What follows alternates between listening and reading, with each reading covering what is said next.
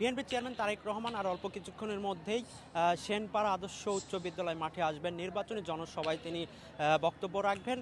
ঢাকা ১৫ আসনের বিএনপির মনোনীত প্রার্থী শফিকুল ইসলাম খান মিল্টনের নির্বাচনী প্রচারণায় অংশ নেবেন তারেক রহমান।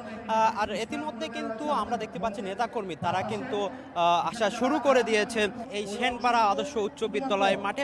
আপনারা যেমনটি দেখতে পাচ্ছেন তারেক রহমানের বরণ করতে কিন্তু মঞ্চ প্রস্তুত করা হয়েছে এবং মঞ্চে কিন্তু সঙ্গীত আয়োজন করা হয়েছে আমরা দেখতে পাচ্ছি। ইতিমধ্যে আপনারা জানেন এইখানকার নেতাকর্মীরা ঢাকা ১৫ আসনের নেতাকর্মীরা তারাও কিন্তু মাঠে আসছেন, তারেক রহমানের অপেক্ষা করছেন। কিন্তু তারা ইসিবি চত্বর জনসভা শেষ করে কিন্তু তিনি ঢাকার ১০ নম্বর অর্থাৎ ঢাকা ১৫ আসনে তিনি এই সেনপাড়া আদর্শ উচ্চ বিদ্যালয় মাঠে তিনি জনসভা করবেন। এরপরেই কিন্তু তিনি শ্যামলীতে যাবেন, ঢাকা ১৪ আসন, সেখানে কিন্তু তিনি সমাবেশ করবেন। আজকে থেকেই কিন্তু তারেক রহমান তার নির্বাচনী প্রচারণা অর্থাৎ ঢাকায় কিন্তু নির্বাচনী প্রচারণা শুরু করলেন। আপনারা যেমনটি দেখতে পাচ্ছেন না, ঢাকা ১৫ আসনে শফিকুল ইসলাম খান মিল্টন তারই ঢাকা ১৫ আসনে নির্বাচনী প্রচারণায় তারেক রহমান আসবেন।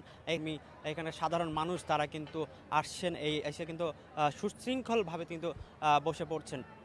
আমরা দেখতে পাচ্ছি তার জন্য কিন্তু মঞ্চ এবং তাকে সম্বর্ধনা দেওয়ার জন্য যত আয়োজন সব আয়োজন কিন্তু ইতিমধ্যে সম্পন্ন করা হয়েছে।